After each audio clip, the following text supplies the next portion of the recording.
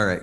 Now, practically the question, how much of these difficult imponderables are within reach of most people?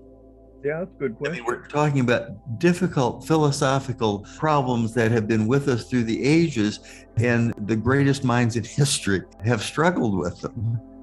Yes, but I don't think too many great minds have struggled with the golden rule. No, no, no, no. That's certainly true. But some of it comes down to a matter of attitude. Yeah.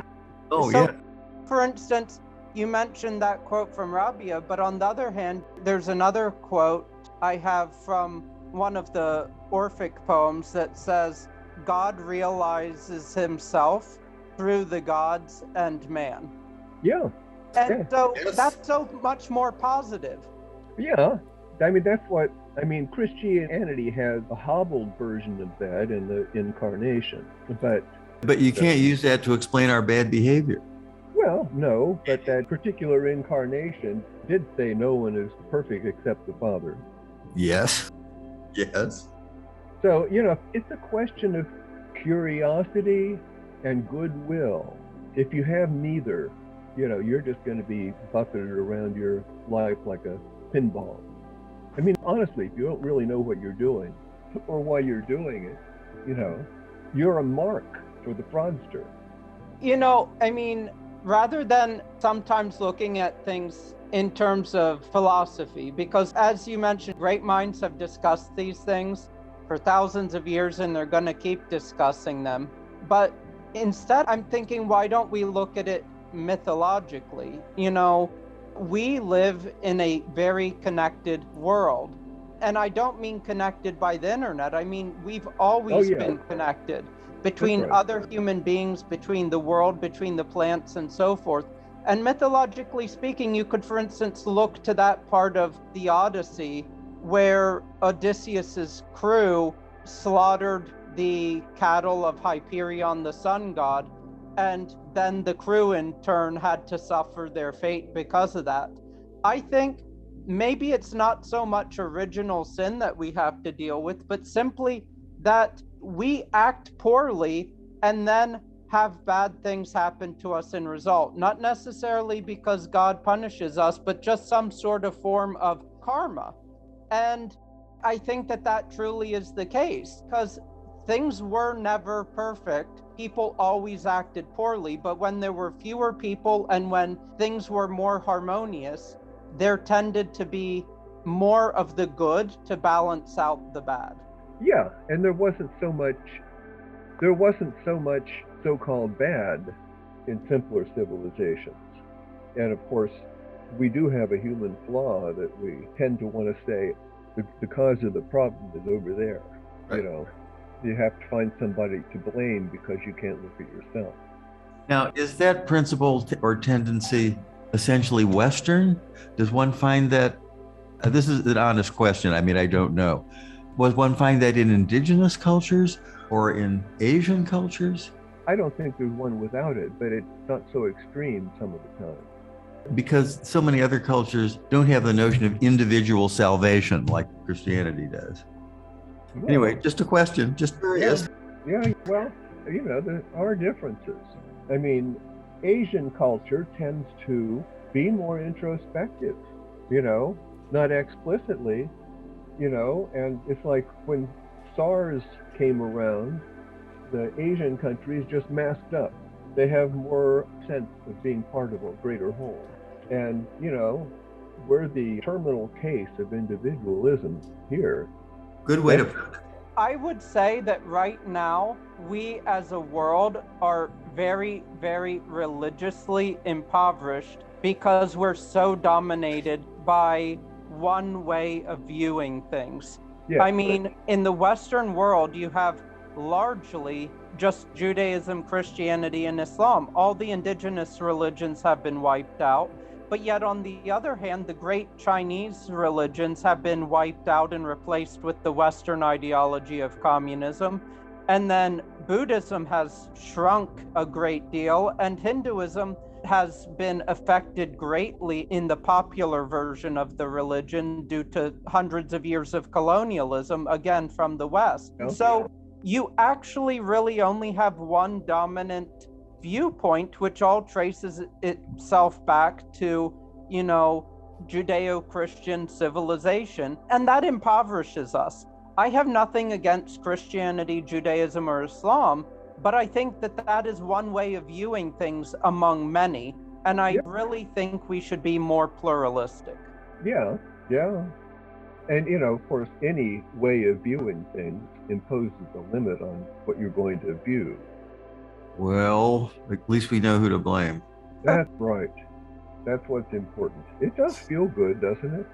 But it doesn't help. There's a difference between recognizing a dangerous behavior and a very slippery slope. Yeah, sure. And blaming it on the individual, making them totally responsible for it. They didn't grow up in a vacuum. So, not unrelated to a principle I often talk about, which is not taking your identity from that which you oppose. Yes, because most of the time, that's all it is. Right. What you're opposed to is anything that seems to threaten your identity.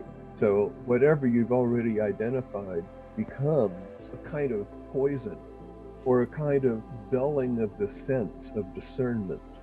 Yes, all right, but let's sort this out. We agree we don't want to take our identity from that which is negative. Yet we still have to have values and make judgments and decisions about things. Yes. So, but one of the great ways to have values and act accordingly is to relativize what you call yourself, your personality, and not let it lead you around by the nose, but to have your principles inform your personality and reform it if necessary. But the more you think you have to protect, the more you separate yourself from others, and the more you separate yourself from others, the more different they seem to be, and the more dangerous they seem to be. So you build the wall higher and higher and farther out, because people are afraid. Fear is the problem, or the response to it. I mean, if you step out in the road and you see a car heading at you, that's an instinctive fear that you didn't make a choice in having. Well, exactly. Fear is the problem. There's a famous quote from Thomas Hobbes that basically says, specifically because of the fear of death, that because of that, the life of man is solitary, poor, nasty, brutish, and short.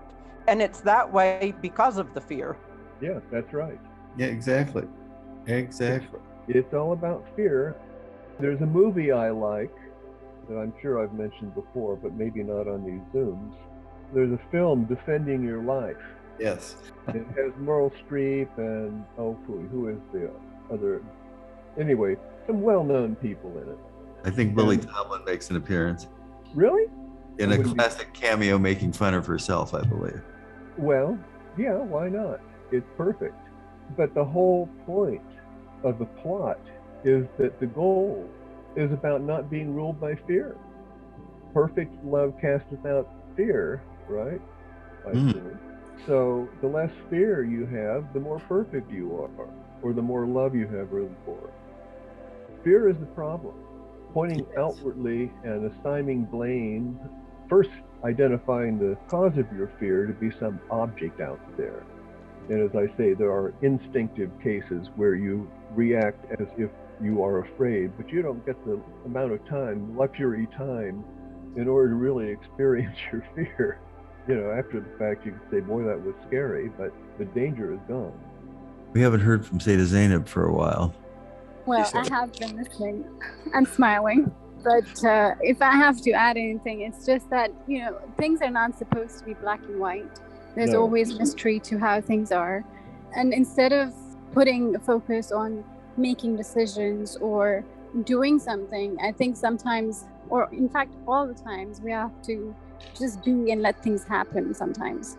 And by being, I mean, just witnessing as things happen around you, what happens, and let the mystery unfold. Yes. And do its work. Yes, exactly. Oh, well said. Thank you. I like that. Let the mystery unfold, let it do its work. Exactly. And, that is the sense of wonder that we wish we hadn't lost and that we want to regain. So what You were know, you smiling at? Just wondered what Seda Zainab was smiling at. You wanted to know what I was smiling at? Yes, you said you were listening and smiling. Yes, this whole discussion about wanting to know why some of the questions have not been answered by great minds. So as the discussion was evolving, I noticed that even though we acknowledge that this notion of control is an illusion, but we are very attached to this notion of control. oh yeah, Indeed. that makes the attachment the problem. Right. So that's the reason why I was smiling. Right, and there's never been a once and for all answer to any of these questions. Right. But, you know, they have a lot in common usually. Even if they seem to be at odds, you can find what they're at odds about, and look into that. I do have to say, one of the big problems is when groups or people come around and say, these are the once and for all answers to this. I know.